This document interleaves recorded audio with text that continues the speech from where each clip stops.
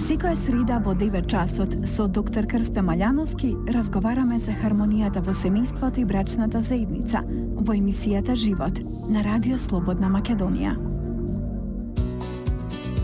Добро утро, вие сте на фреквенциите на Радио Слободна Македонија. Ова е новото издание на Живот со доктор Крсте Маљановски, советник на председателот на владата за труд и социјална политика. Добро дојдовте, како сте? Добро утро, одлично. Нашата денешна тема е права од детска и социјална заштита. За сите наши слушатели, телефонскиот број во режијата ќе биде отворен 31 31 332. Се што сакате да прашате или да се консултирате со доктор Маљановски, повелете, ве очекуваме. Доктор Маљановски, да одиме со ред. Овие права се поделени во неколку категории, поточно во две. Еве, вие ќе ни кажете како. Како што рековте, да, правата се поделени во две категории, глобално, заради тоа што дел од тие права и се мешаат едно со друго, и една посебна категорија, сега би ја споменал, тоа е за временно раселените лица, односно лица со нерешен државјански статус, кој за жал ги имаме во Македонија. Значи, глобално се поделени на права од детска заштита и права од социјална заштита. Кога правата од детска заштита се права кои им следуваат на деца со од посебни категории, и внатре во оваа група има посебни категории на права. Кога зборувам посебни категории, зборувам за деца со без родители, например, или деца со хендикеп, односно некаква инвалидност, и нормално за деца кои посетуваат основно средно училиште кое за во Република Македонија е задолжено од ризичните категории на групи на луѓе. Кога зборуваме за права од социјална заштита, зборуваме глобално, значи повеќето права од областа на социјална заштита кои се однесуваат на возрастни лица над 18 години, за работоспособни, неспособни за работа, лица со категоризирани по било каков основ, така да можам слободно да кажам дека декларирањето на Република Македонија како една од високо рангирани социјални држави навистина е така, од причина што огромен број на средства навистина одат во Министерството за труд и социјална политика, тоа се средства од буџетот на Република Македонија, кои после значи упатувањето во труд и социјална политика се прераспределуваат, се трансферираат до крајните корисници, а крајните корисници се граѓани на Република Македонија кои се нашле во некаков социјален ризик или од раѓањето имаат ризик во однос на здравјето, во однос на семејната ситуација. Предпоставам за секој од овие категории постои различен начин како да се аплицира. И сега додиме со најтешкиот, па после и најлесниот начин. Што најлесно може најбрзо да се извади? Кој документ за кој вид на помош? Знаете, во последните неколку месеци со воведувањето на едношалтерскиот систем, скоро да сите процедури се многу упростени. Заради тоа што ако било кое лице кое смета дека би можело да влезе од некоја од овие категории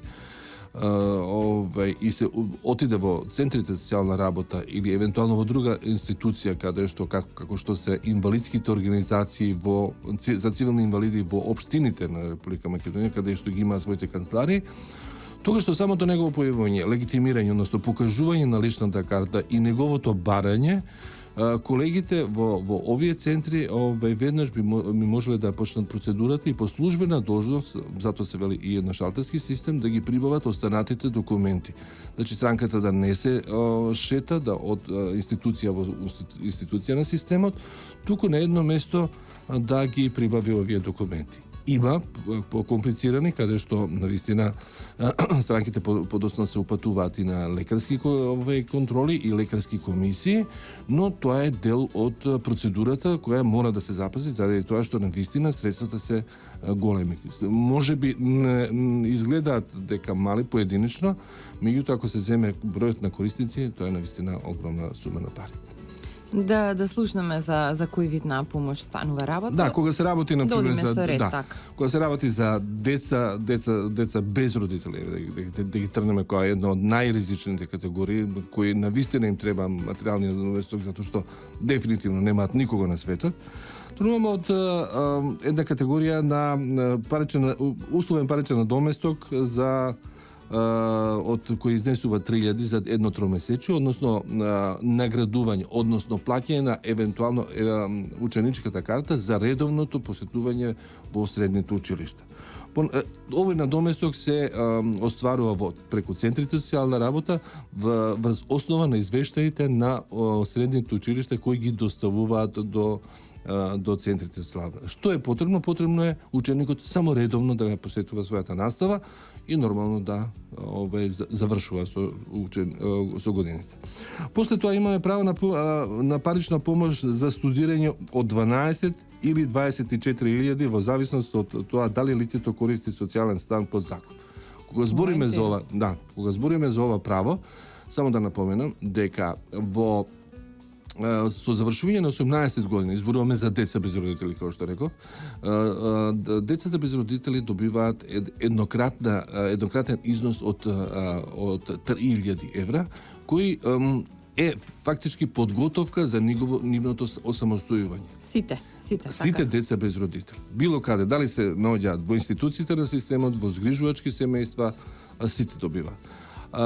Што значи тоа? Знаеме, 18 години е граница каде што се завршува од прилика средно образование. Голем дел со овие бенефиции што сега ги добиваат, се запишуваат на факултети, значи поделена и уште една придобивка, која во меѓувреме се случи за децата без родители, која мислам дека е единствена во светот, е да овие деца и стамбено бидат обезбедени. Бидејќи бројот на деца без родители е прилично голем, државата настојува постепено и поред да ги обезбедува стамбено. Од тие причини дел овие деца можат да користат и приватно да бидат сместени, така да оваа помош е поделена. 12.000 во случај да користат да одат под кирија и 24.000 ако се самостојни. Да, тоа доколку се одлучат да студираат. Така е, доколку се одлучат да студираат и со тоа да секоја година ги покажат заверен индекс, односно соодветна карта во Центарот за социјална работа, како оваа помош би продолжила и во следните години се до нивно завршување. А оние 3.000 што ги споменавме, тоа се независно. Посебно, тоа е апсолутно независно. После имаме најразлични други можности за интервенција. Затоа и реков, дел од овие помошти може би се мешаат. Еднократната парична помош, например, која центрите минимална е 1000 денари, во зависност од потребите. Кои се потреби? Најтешките потреби се елементарна непогода, пожар, значи вода кога влегува во становите, поплавите и сите тие и други работи. Може би и за некакви лекарства, може би и за некаква интервенција која би требало да се плати. Во тие ситуации, во било која категорија од овие, да ги кажеме, големи категории, се државата интервенира со еднократна парична помош. Таа не е голем, може да се движи од 1000 денари до 30 и исто така и министерот има дискреционо право да ја додели таа во зависност од потребата, зборувам. Навистина пожарот и со записникот полиција која ќе се направи увид, ова помош изгледа, меѓутоа секој денар во такви ситуации е добре дојде. Друга категорија на деца се деца со посебни потреби. Навистина државата обрнува огромно внимание врз овие деца. За овие деца до 26 години заради нивниот статус е обезбеден посебниот додаток. Тоа што значи посебен додаток? Посебен додаток значи дека се обезбедени со 4000 и паричен наместок е од прилика 4366 денари, додека вакво дете ако биде згрижено во згрижувачко семејство, згрижувачкото семејство добива повеќе во зависност од категоријата. Како што во една од претходните емисии рековме, има неколку категории на згрижувачи, така да и во тој дел ги добиваат. Сакам да напоменам дека исто така, ако е самохран родител на вакво дете, тогаш посебниот додаток изнесува негде околу 6500 денари, кои покрај сите други бенефиции што ги дава Министерството на пример за здравство, бесплатни лекари, бесплатни лекови, после тоа бесплатни помагала, навистина е значено. За секој начин се обидуваме, знаеме дека сепак не е некој огромен износ, Меѓутоа се обидуваме да овие износи ги изголемиме. Ја во оваа прилика би сакал да ги истакнем и оние општо познати родителските права, односно родителски додаток за прво дете на кој на сите граѓани им следува.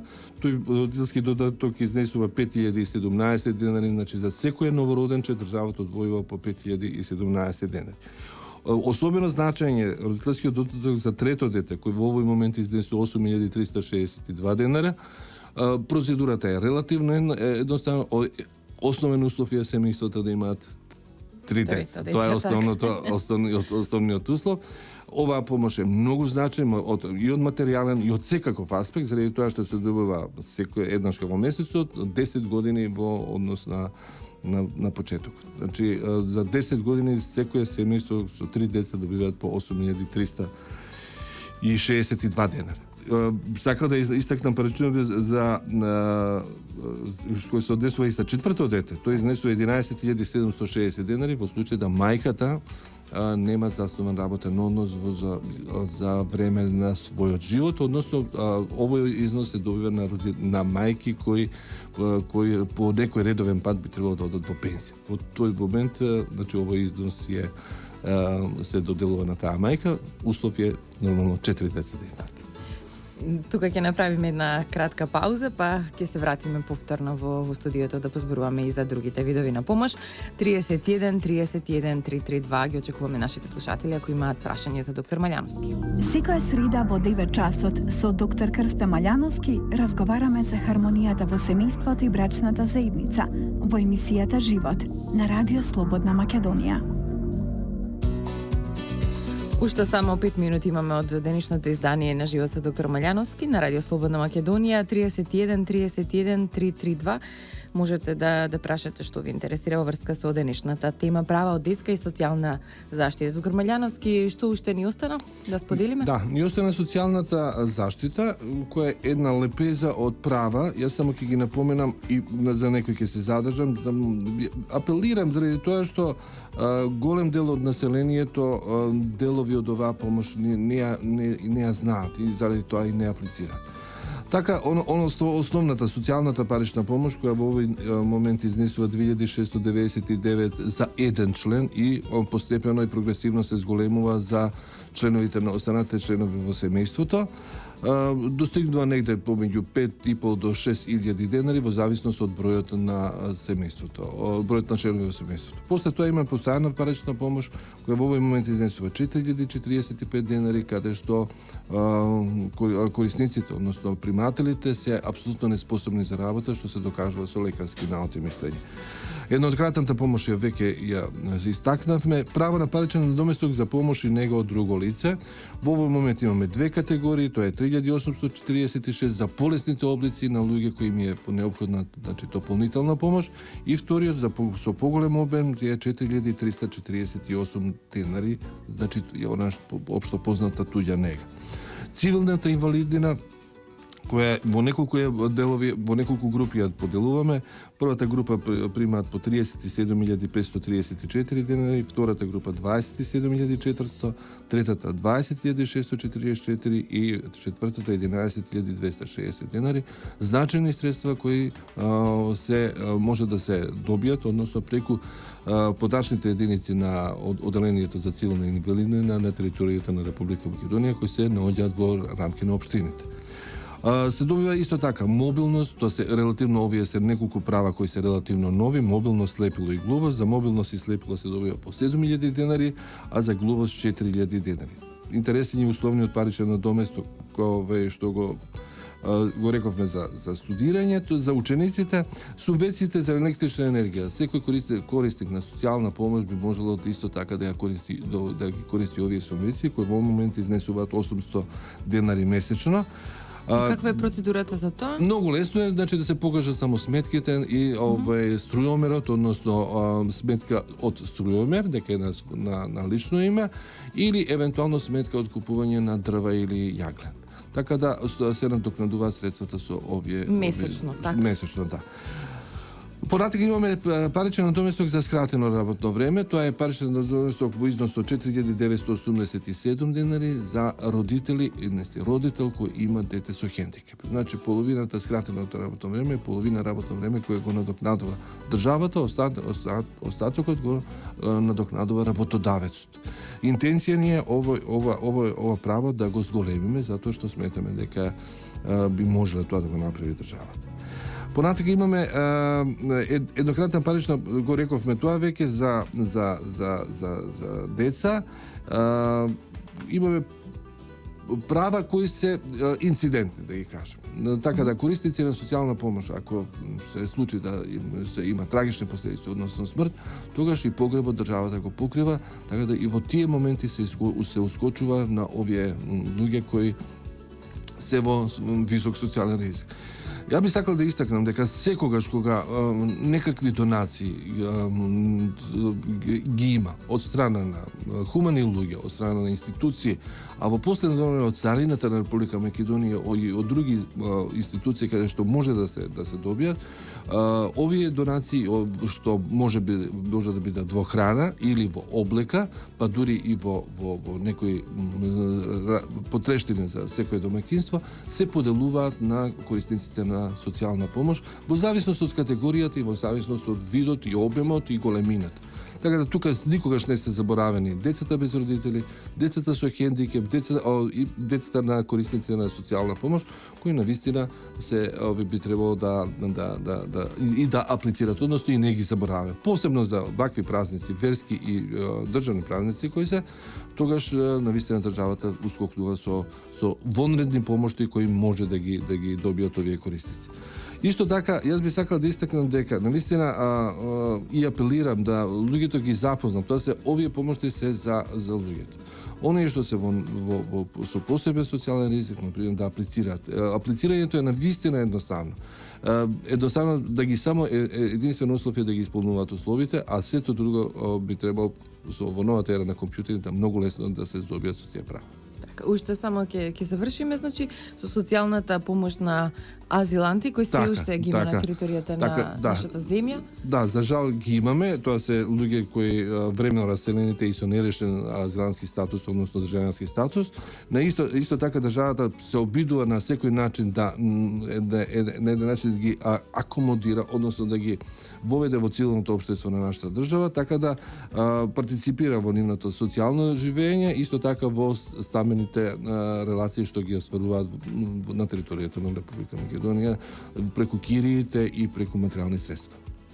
Доктор Малјановски заврши нашиот термин за денеска. Чинам дека успеавме да опфатиме се во некоја следна прилика повторно ќе се навратиме на оваа тема. Ви благодарам што и денеска бевте дел од живот. Молам.